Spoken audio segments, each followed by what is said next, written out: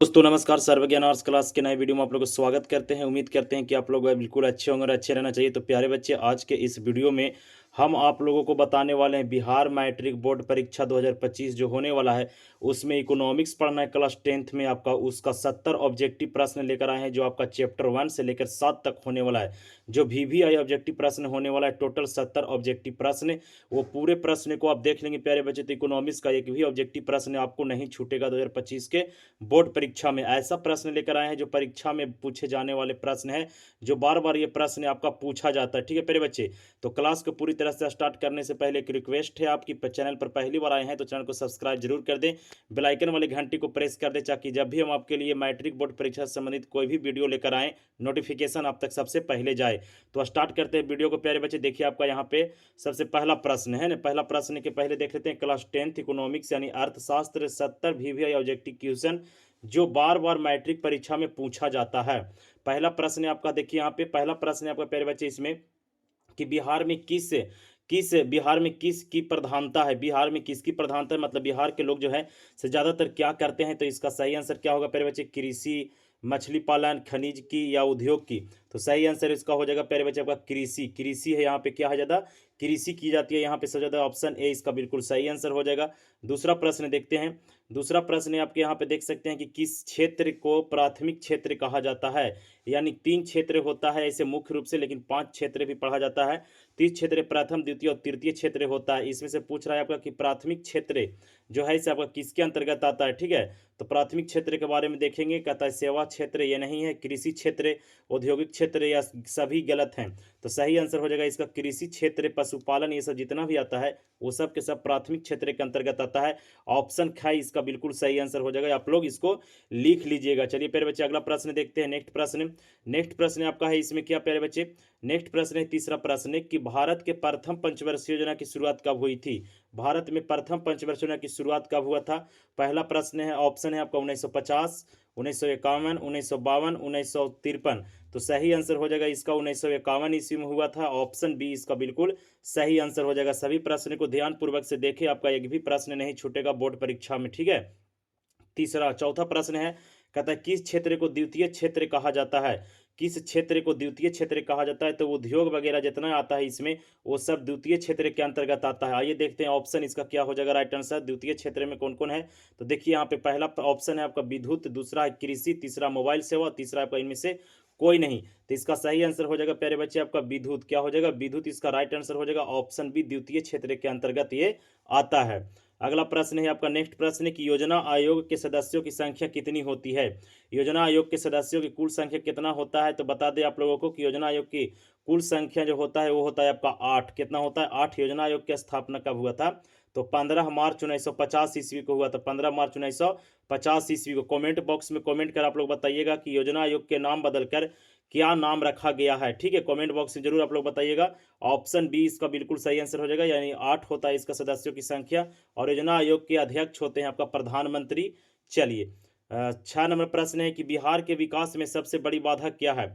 बिहार में विकास की सबसे बड़ी बाधा क्या है? तो ऑप्शन के अनुसार देखेंगे। पहला है आपका शिक्षा, दूसरा है आपका सूखा, और तीसरा है आपका बाढ़, और चौथा है आपका अतिवृष्टि।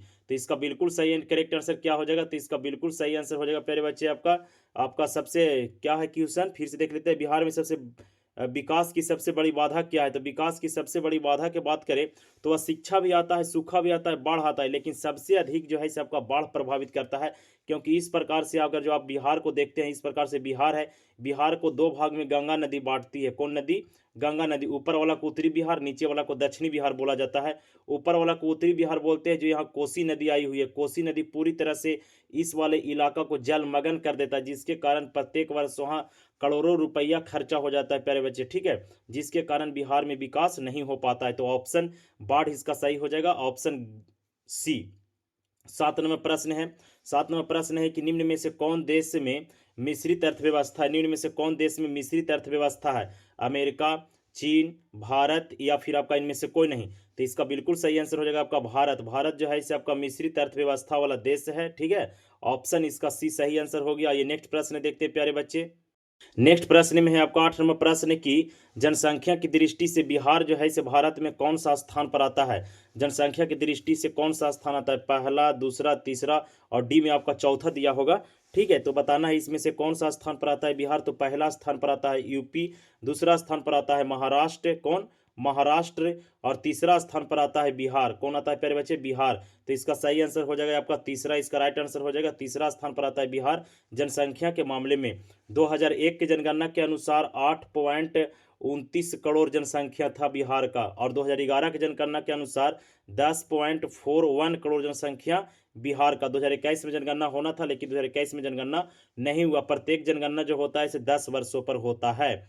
चलिए 9 नंबर प्रश्न है आपका। इसमें कहता है मानव विकास की दृष्टि से भारत के पड़ोसी देशों में किस देश की स्थिति बेहतर है। मानव विकास की स्थिति से अगर जो बात करें तो भारत के पड़ोसी देश कौन है जिसकी स्थिति बिल्कुल सही है, नेपाल, बांग्लादेश, श्रीलंका या फिर म्यांमार। तो सही आंसर हो जाएगा आपका श्रीलंका। क्या प्यारे बच्चे, श्रीलंका जो है उसकी स्थिति बेहतर आपको देखने के लिए मिलता है। ऑप्शन सी इसका बिल्कुल राइट आंसर हो जाएगा। वीडियो पसंद आ रहा होगा तो लाइक जरूर करें।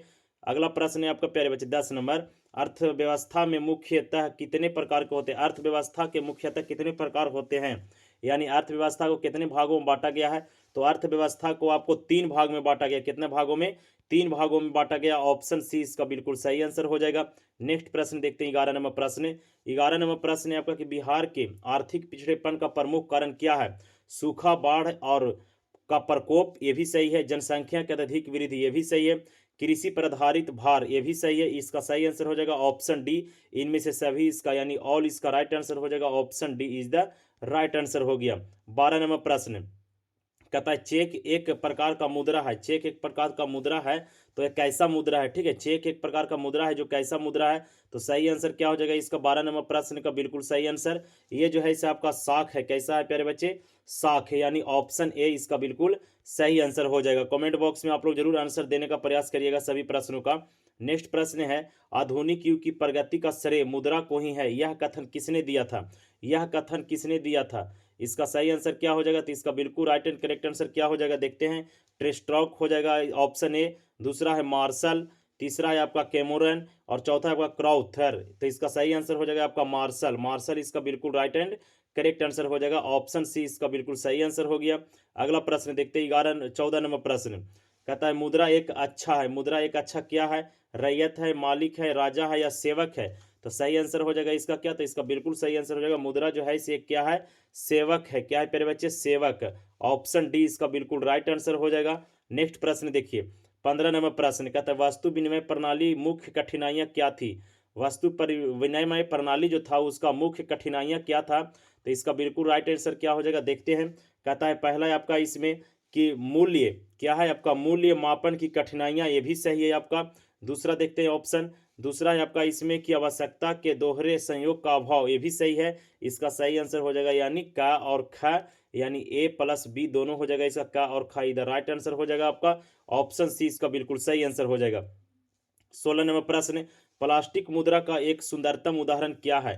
प्लास्टिक मुद्रा का एक सुंदरतम उदाहरण की बात कर रहा है, तो इसका सही आंसर हो जाएगा आपका प्लास्टिक मुद्रा का सुंदरतम हो जाएगा आपका चेक, बैंक ड्राफ्ट, एटीएम या फिर मिश्रित मुद्रा।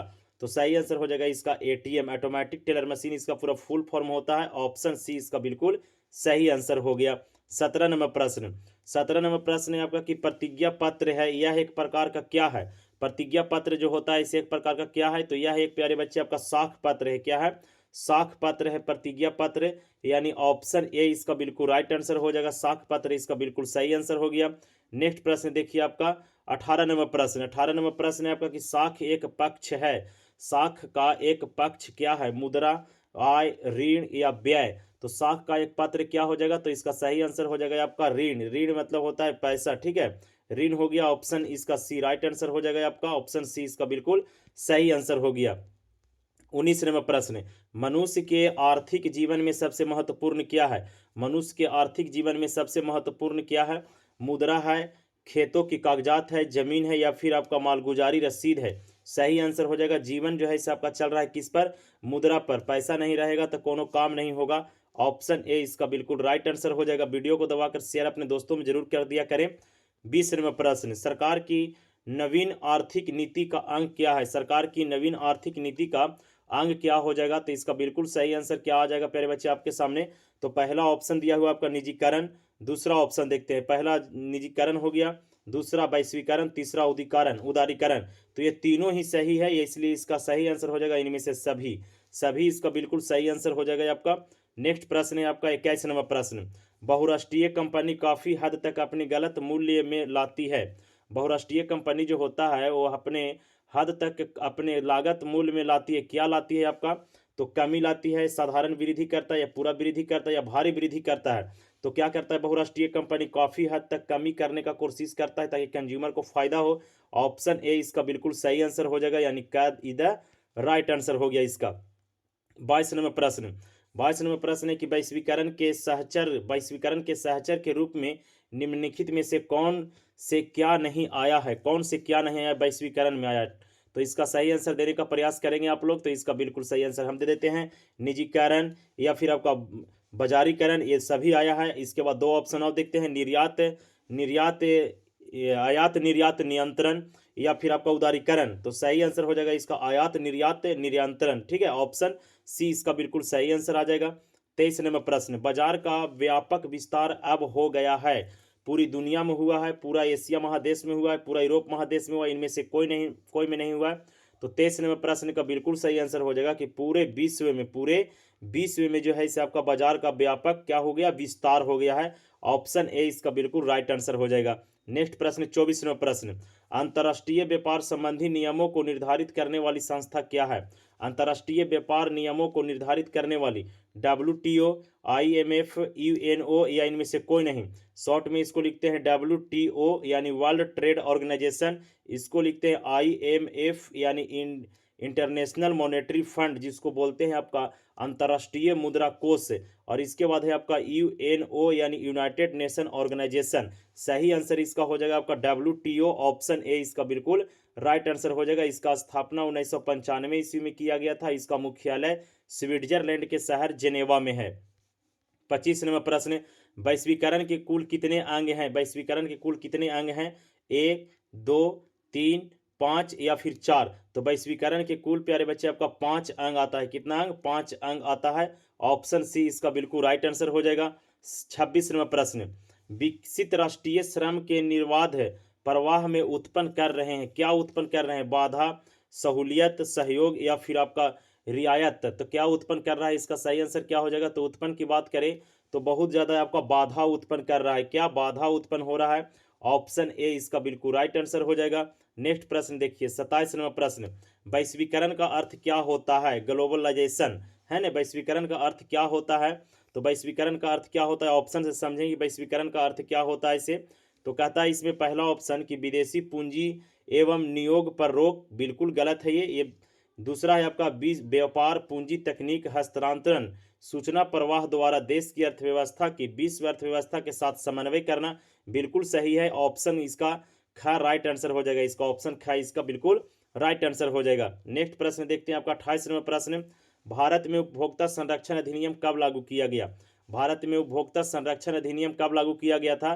तो भारत में उपभोक्ता संरक्षण अधिनियम कब लागू किया गया बताइए।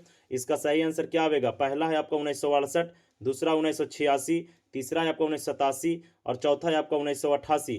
तो बिल्कुल इसका सही आंसर हो जाएगा आपका 1986 ईस्वी में उपभोक्ता संरक्षण अधिनियम लाया गया। कमेंट बॉक्स में आप लोग बताइएगा कि उपभोक्ता दिवस कब मनाया जाता है? उपभोक्ता दिवस कब मनाया जाता है? 29 नंबर प्रश्न है, निम्न में से कौन बाजार व्यवस्था का महत्वपूर्ण अंग है? निम्नलिखित में से कौन जो है इसे बाजार व्यवस्था का महत्वपूर्ण अंग है? पहला है आपका है संपत्ति, दूसरा है आपका ब्याज और तीसरा है प्यारे बच्चे आपका उपभोक्ता, चौथा है आपका इसमें जमीन। तो इसका सही आंसर क्या हो जाएगा? उपभोक्ता इसका बिल्कुल सही आंसर हो जाएगा। उपभोक्ता इसका बिल्कुल राइट आंसर हो जाएगा। ऑप्शन सी इसका बिल्कुल सही आंसर हो गया। नेक्स्ट प्रश्न देखिए, 30 नंबर प्रश्न। 30 नंबर प्रश्न है, भारत सरकार ने सूचना अधिकार अधिनियम कब पारित किया? तो भारत सरकार ने सूचना अधिकार अधिनियम पारित कब किया था? तो सही आंसर क्या हो जाएगा? पहला ऑप्शन दिया है आपका 2004, दूसरा 2005 और तीसरा दिया है 2006, चौथा दिया 2007। सही आंसर हो जाएगा आपका 2005 ईस्वी में लागू किया गया था सूचना का अधिकार अधिनियम। सूचना का अधिकार अधिनियम का जो बात उठा था वह राजस्थान के भीम तहसील से उठा था आवाज। ठीक है, ऑप्शन बी इसका बिल्कुल राइट आंसर हो जाएगा। नेक्स्ट प्रश्न देखिए 31 नंबर प्रश्न, हॉलमार्क शब्द जो है वो चिन्ह किस वस्तु की गुणवत्ता का प्रमाण है? हॉलमार्क में बिजली के उपकरण का, खाद्य पदार्थ का, इसके बाद दो ऑप्शन और देखिए, खाद्य तेल का या फिर सोने की आभूषण का। तो हॉलमार्क का जो प्रयोग किया जाता है वो किया जाता है आभूषण में, यानी सोना जब खरीदेंगे तो उसमें हॉलमार्क लगा हुआ रहता है। ऑप्शन डी इसका बिल्कुल राइट आंसर हो जाएगा। नेक्स्ट प्रश्न देखिए, कहता है नेक्स्ट प्रश्न है कि उपभोक्ता अधिकार की घोषणा सर्वप्रथम किस देश में हुई थी? उपभोक्ता अधिकार की घोषणा सर्वप्रथम किस देश में हुआ था? जर्मनी, रूस, इंग्लैंड या फिर आपका संयुक्त राज्य अमेरिका। तो बिल्कुल इसका राइट एंड करेक्ट आंसर हो जाएगा प्यारे बच्चे आपका क्या, तो संयुक्त राज्य अमेरिका हो जाएगा। ऑप्शन डी इसका बिल्कुल राइट आंसर हो जाएगा, जिसको शॉर्ट में हम लोग यूएसए बोलते हैं, यूनाइटेड स्टेट ऑफ अमेरिका। यहीं से आपका उपभोक्ता अधिकार की घोषणा सर्वप्रथम किया गया था। नेक्स्ट प्रश्न की ओर चलते हैं हम लोग। आपका 33 नंबर प्रश्न, 33 नंबर प्रश्न है आपका कि उपभोक्ता के शोषण का मुख्य कारण क्या है? उपभोक्ता के शोषण यानी उपभोक्ता जो है, कंज्यूमर जो है वह शोषण होता है, उसका मुख्य कारण क्या है? तो सामानों में मिलावट होता है, इससे भी होता है, सही बात है।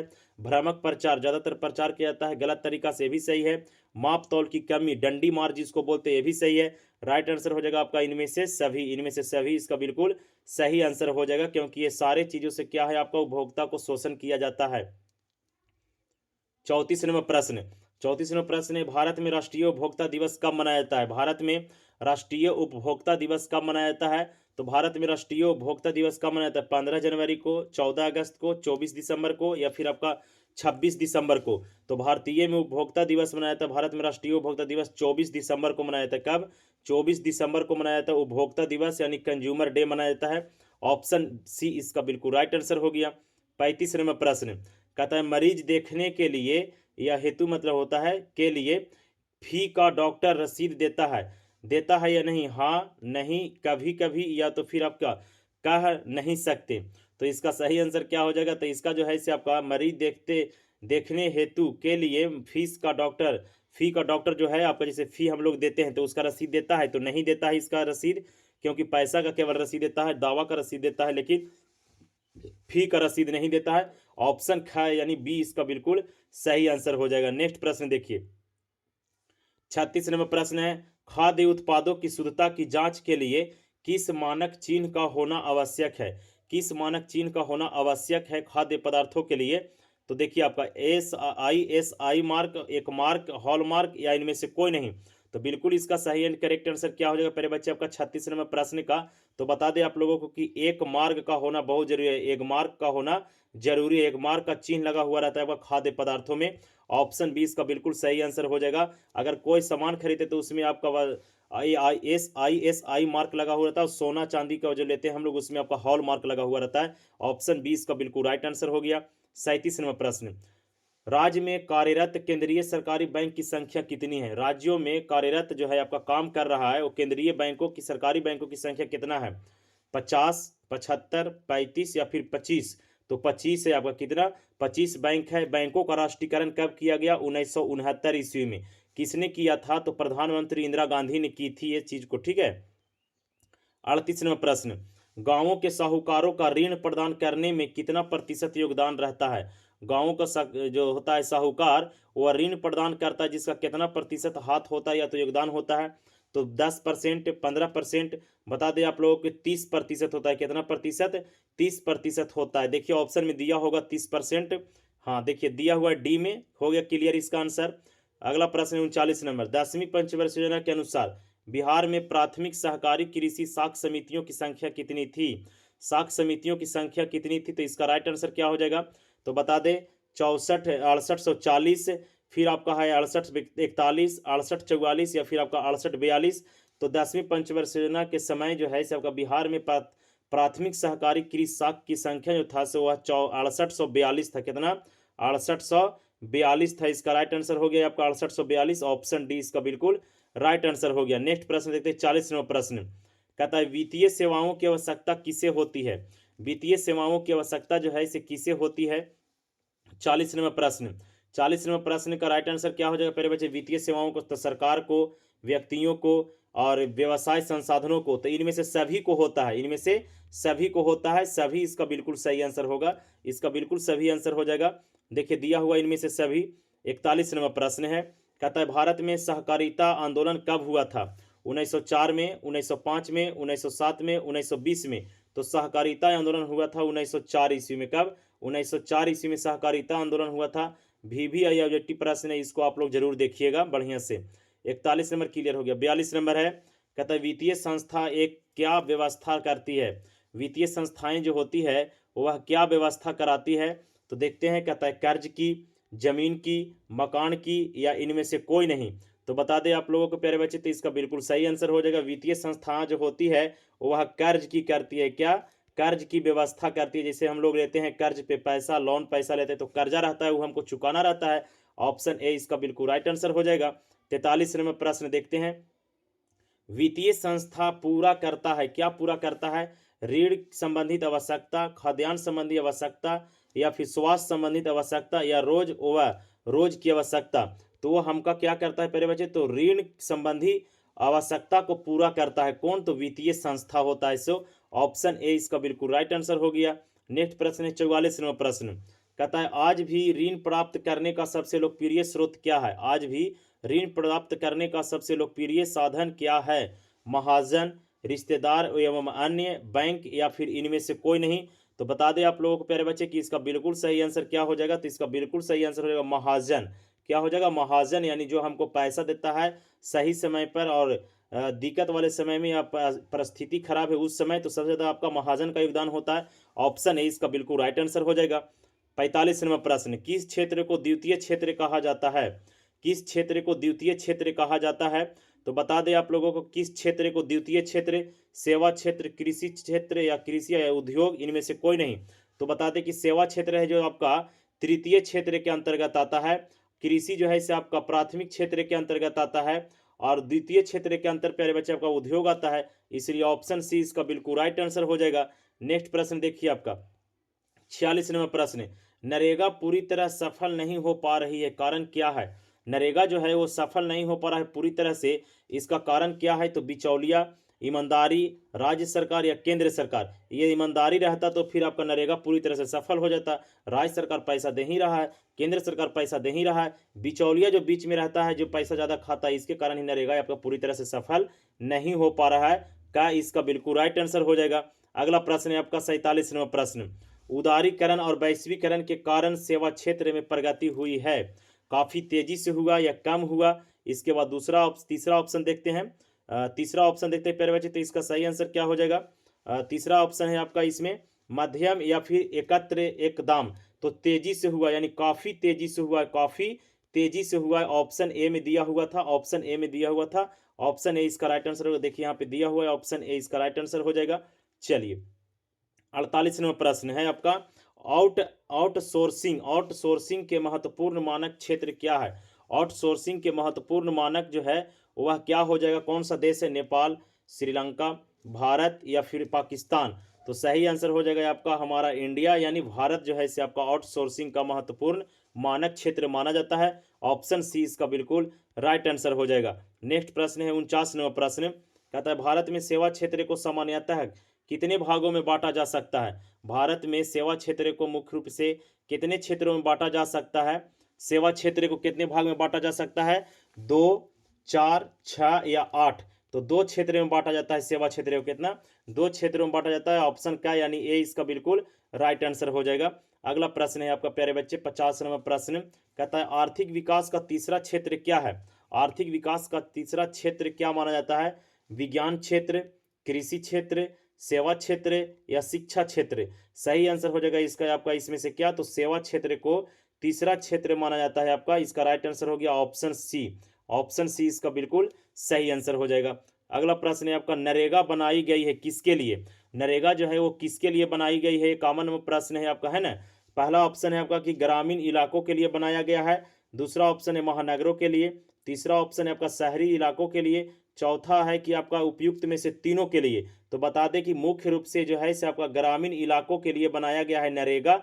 ऑप्शन ए इसका बिल्कुल सही आंसर हो जाएगा। नेक्स्ट प्रश्न, कृषि एवं पशुपालन अर्थव्यवस्था के क्षेत्र में कौन सा क्षेत्र आता है? कृषि एवं पशुपालन जो है वह किस क्षेत्र के अंतर्गत आता है? तो वह आपका आता है कृषि और पशुपालन जो है इसे प्राथमिक क्षेत्र के अंतर्गत, किसमें? प्राथमिक क्षेत्र के अंतर्गत आता है? ऑप्शन यहाँ पे ए देख सकते हैं कि यहाँ पे लिखा गया प्राथमिक क्षेत्र। ऑप्शन ए इसका बिल्कुल राइट आंसर हो जाएगा।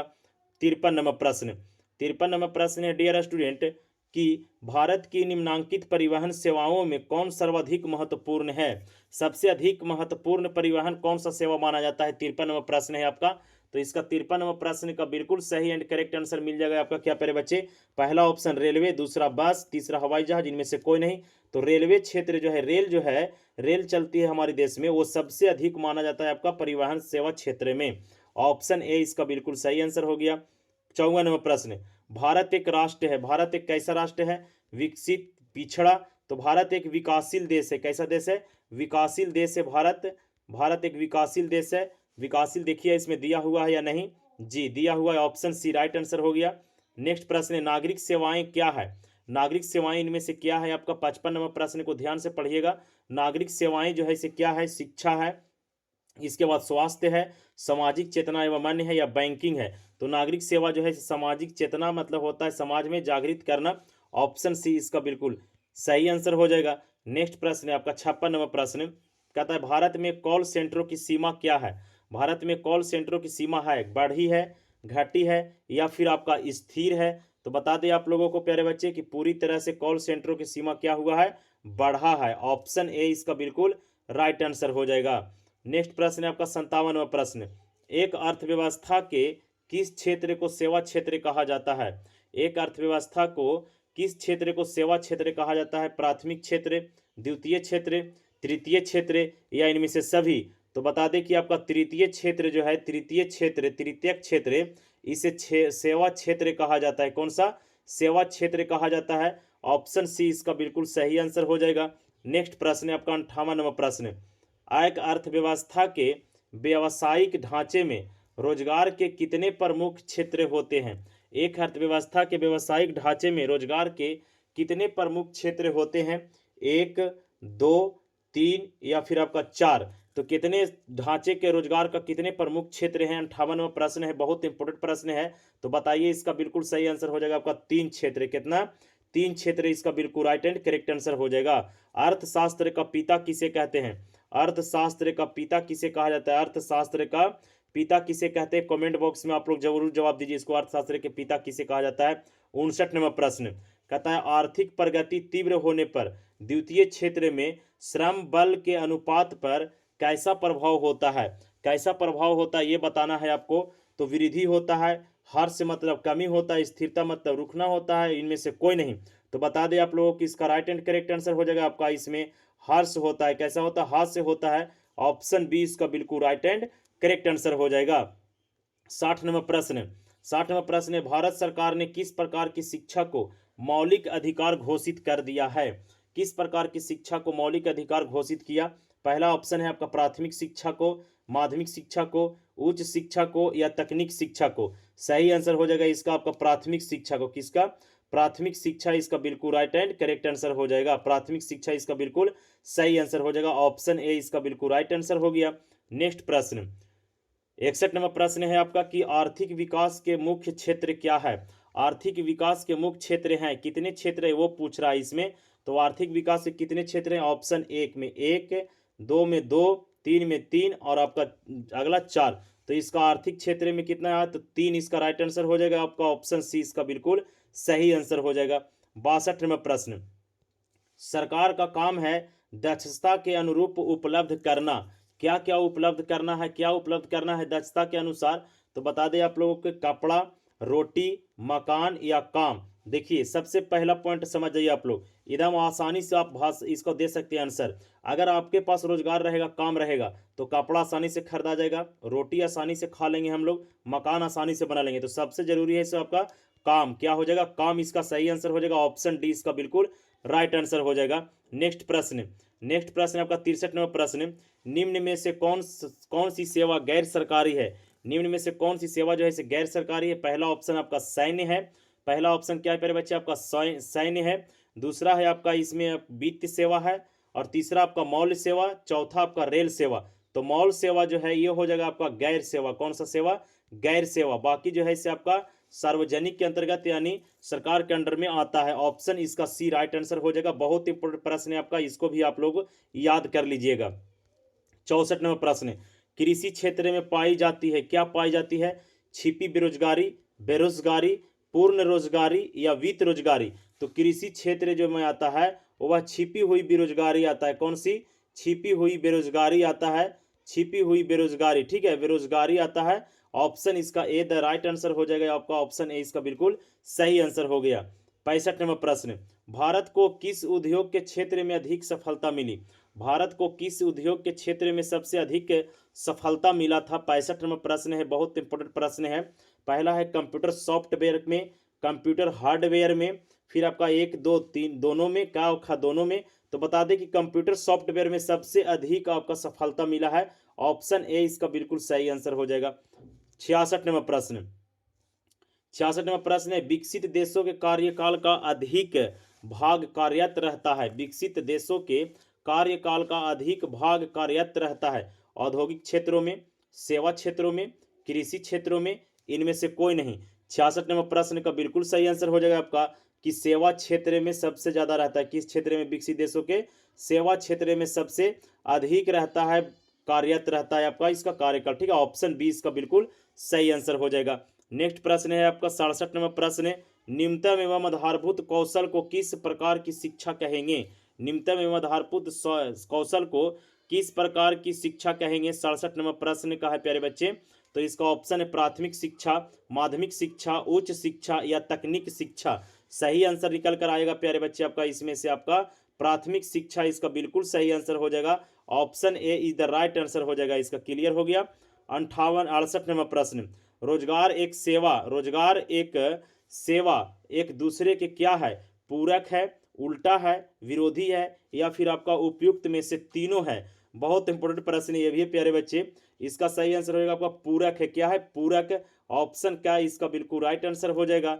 69 नंबर प्रश्न देखिए, 69 नंबर प्रश्न कहता है कि भारत एक देश है, कैसा देश है? उद्योग प्रधान देश है, कृषि प्रधान देश है, कार्य प्रधान देश है, स्वास्थ्य प्रधान देश है। तो भारत जो है इसे आपका कृषि प्रधान देश है। कैसा प्रधान देश है? कृषि प्रधान देश है। ऑप्शन ए इसका बिल्कुल राइट एंड करेक्ट आंसर हो जाएगा। 70 नंबर प्रश्न देखिए, कहता है योजना आयोग की स्थापना कब हुआ था? योजना आयोग की स्थापना कब हुआ? योजना आयोग की स्थापना 15 मार्च 1950 ईस्वी को हुआ था। पंडित नेहरू जी किए थे, इनका नेतृत्व में हुआ था आपका योजना आयोग का, ठीक है, जिसका अध्यक्ष प्रधानमंत्री होते थे और होते भी हैं। योजना आयोग के नाम बदल के कर दिया गया प्यारे बच्चे आपका नीति आयोग। क्या कर दिया गया? नीति आयोग कर दिया गया। नीति आयोग 1 जनवरी 2015 ईस्वी को किया गया। 1 जनवरी 2015 ईस्वी को किया गया था। चलिए क्लियर है प्यारे बच्चे। ये था आपका 70 ऑब्जेक्टिव प्रश्न, है ना। 70 ऑब्जेक्टिव प्रश्न तब पूरी तरह से देख सकते हैं यहाँ पे 70 ऑब्जेक्टिव प्रश्न है। ये 70 ऑब्जेक्टिव प्रश्न है आपका प्यारे बच्चे इकोनॉमिक्स से था, पूरी तरह से इकोनॉमिक्स से पूरी तरह से प्यारे बच्चे 70 ऑब्जेक्टिव प्रश्न है। आई होप वीडियो पसंद आया होगा। इसी की तरह प्यारे बच्चे आपका पॉलिटिकल साइंस और ज्योग्राफी का भी पूरा लेसन का जो सब्जेक्टिव क्वेश्चन ऑब्जेक्टिव क्वेश्चन है वो सारे ऑब्जेक्टिव क्वेश्चन को एक एक करके वीडियो अपलोड करेंगे। पूरा वीडियो को जरूर देखें। इस वीडियो को पाने के लिए बिल्कुल फ्री में इस वीडियो को आप रिसीव कर सकते हैं। टेलीग्राम चैनल व्हाट्सएप ग्रुप से जरूर जुड़े, वहाँ आपको डिस्क्रिप्शन में लिंक दिया गया है। चलिए मिलेंगे एक नए वीडियो में एक नए जोश के साथ। तब तक के लिए जय हिंद, जय भारत।